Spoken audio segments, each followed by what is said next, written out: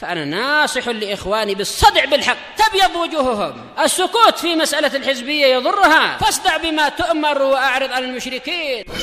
سلامي على دماج ورجالها والشيخ يحيى ودار العلم يا سعد بانيها. الرحيم الحمد لله رب العالمين أشهد أن لا إله إلا الله وحده لا شريك له وأشهد أن محمدا عبده ورسوله اللهم صل على محمد عبدك ورسولك وعلى آله وأصحابه أجمعين amma ba'd. Kita masuk ke muka surat 23 dari pembahasan adab. Qala al-muallifu hafizahullahu ta'ala at-taqwim, penilaian. Yang pertama, ma makna la yabsut dzira'aihi imbisatal kalb, yaitu dia tidak boleh menghamparkan atau menghulurkan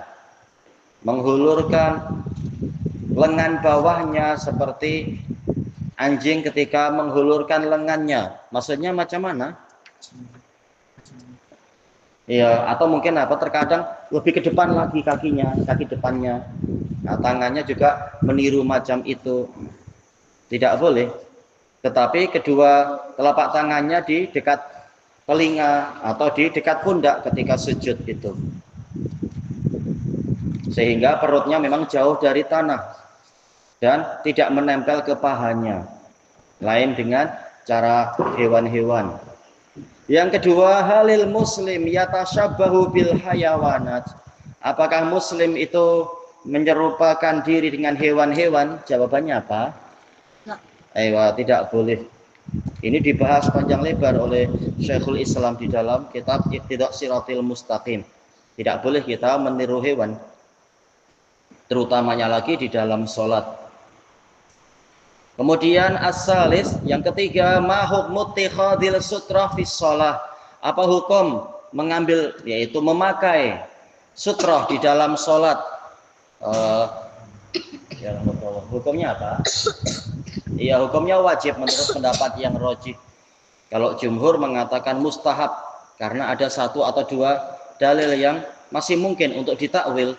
Nabi sholat dalam keadaan tidak menghadap dinding, tapi boleh jadi juga ada benda yang lain yang beliau pakai sebagai sutrah, atau mungkin waktu itu sama sekali tidak ada tidak ada benda yang boleh diletakkan,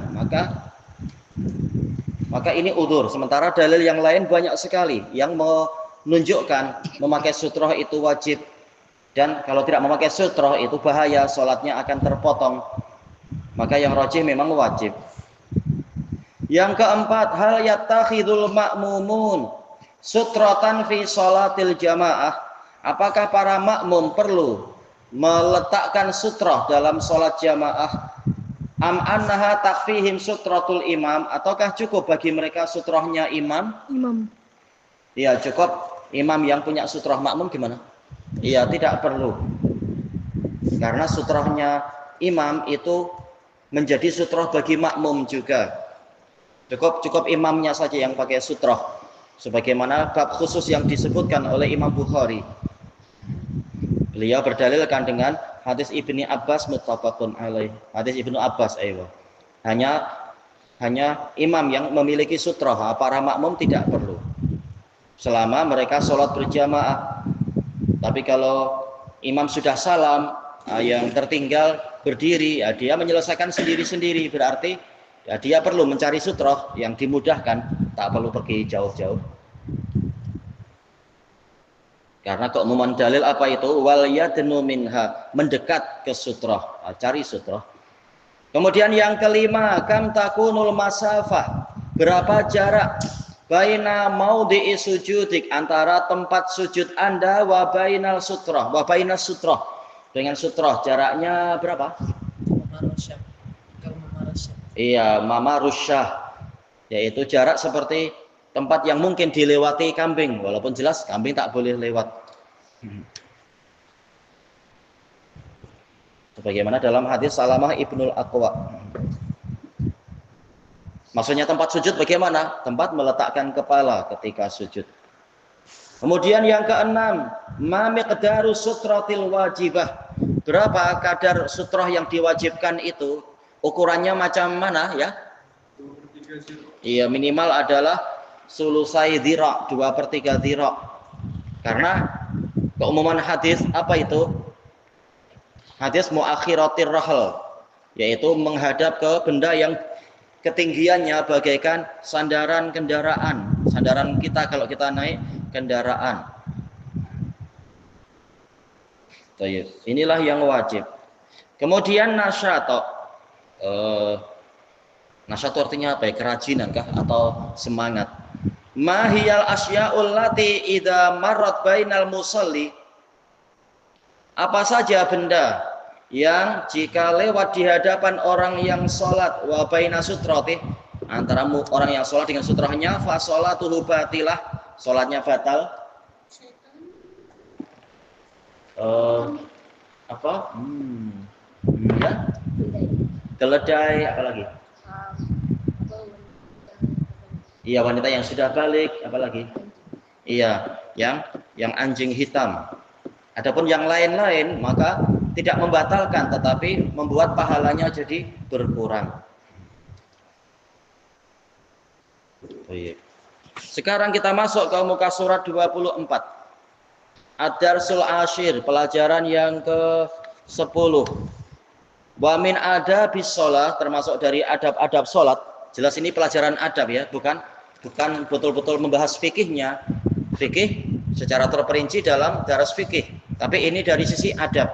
Bagaimana kita melakukan perkara-perkara yang terpuji di situ sesuai dengan namanya adab, yaitu perkara yang baik, yang menggembirakan, yang terpuji di sisi syariat. Dikatakan di sini la yajuzu antamurra baina yadail musalli. Anda tidak boleh lewat di hadapan orang yang sholat illa idza kana ma'muman, kecuali jika orang yang sholat itu sebagai makmum. Fa inna sutratal imam sutratun lil ma'mumin, karena sutrahnya imam adalah sutrah untuk para makmum. Kita lihat hadisnya di sini.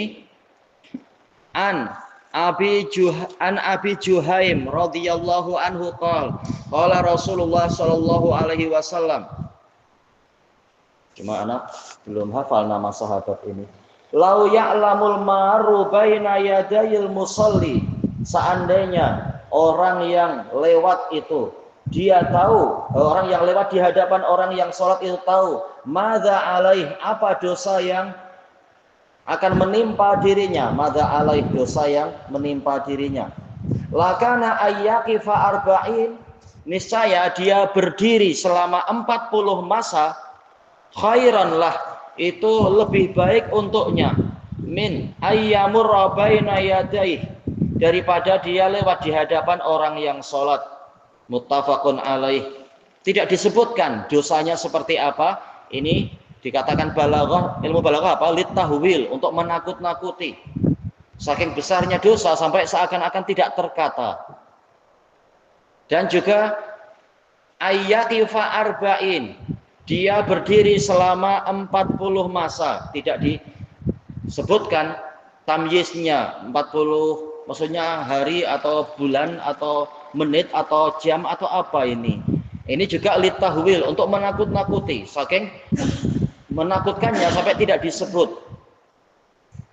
Maka ini masih lebih ringan, masih lebih baik, walaupun itu meletihkan berdiri selama itu, daripada dia lewat di hadapan orang yang sholat.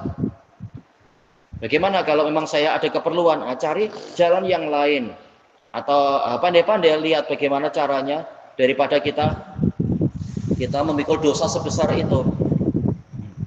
Nah, kita cari jalan lain, insya Allah tak sampai waktunya sama dengan berdiri 40 masa, cari jalan yang lain itu. Ini muttafaqun alaih. Menunjukkan tidak boleh lewat di hadapan dia.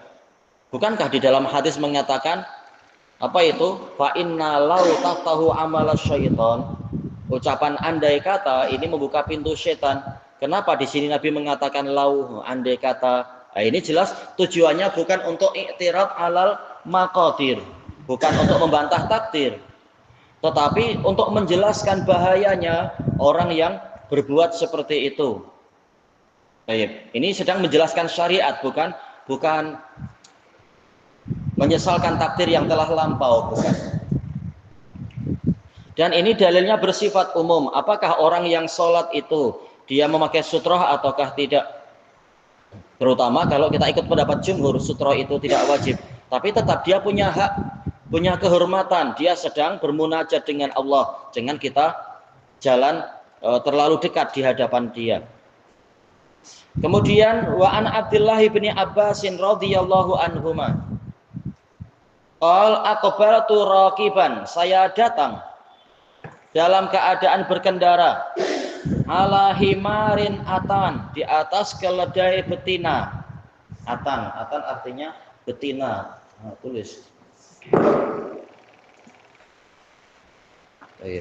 Gimana kalau orang namanya Bang Atan? Nah, ini bahasa lain lagi pembahasannya ya. Baik. Wa ana yauma idzin, dan saya pada hari itu qad nahastul ihtilam. Saya sudah mendekati ihtilam, yaitu hampir balik. Jadi waktu itu belum balik. Wa Rasulullah sallallahu alaihi wasallam yusalli bi Mina. Dalam keadaan Rasulullah sallallahu alaihi wasallam sedang sholat di Mina. Boleh jadi ini sedang masa haji wada atau semacam itu, wallahu a'lam. Ila ghairi jidar, kepada selain dinding. Tapi ma'ruf, kata para pensyarah, Nabi sering membawa tongkat, atau juga terkadang beliau sholatnya adalah menghadap ke kendaraannya dibuat duduk tenang. Nah, Nabi sholat menghadap ke kendaraan dan seterusnya. Belum tentu kalau tidak menghadap dinding berarti tak ada sutroh sama sekali. Mungkin juga ada batu yang besar barangkali dan seterusnya. Famarartu baina yaday ba'dis shaf. Kemudian saya lewat di hadapan sebahagian dari shaf. Entah mungkin shaf kedua ke shaf ketiga, tak masalah. Wa arsaltul atan tarta.